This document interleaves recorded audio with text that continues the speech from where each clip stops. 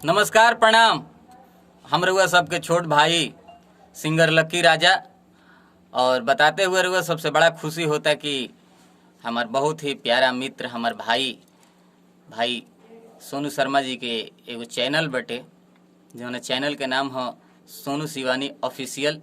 तो हम रउआ सबके हाथ जोड़ के विनती करतनी कि रउआ सब सोनू शिवानी ऑफिशियल चैनल के बहुत ज़्यादा प्यार आशीर्वाद दुलार दी और चैनल के सब्सक्राइब करी और सबसे ज़रूरी चीज़ की बेल आइकन दबावल ना भूलें ताकि जितना भी नया अपडेट ऊपर रिलीज़ हुई, जितना भी गीत रिलीज हुई, बहुत ही सुंदर सुंदर गीत रिलीज़ हो रहा बाटे।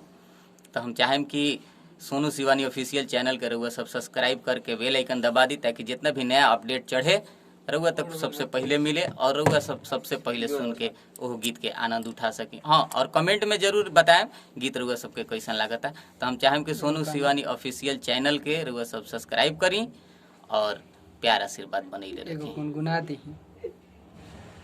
कि जिन हमारा दिल से खेला वाड़े करी है हो, जिन हमारा दिल से खेला वाड़े करी है, ओकर काली मैं विचार करी है, ओकर काली मैं विचार करी है। काली माई तो विचार करते बड़ी रघुर सब तनी सब विचार करते हमारे भाई के चैनल पर सोनू शिवानी ऑफिशियल चैनल पर। बस सब माता रानी की कृपा बरु सबके आशीर्वाद चाहिए।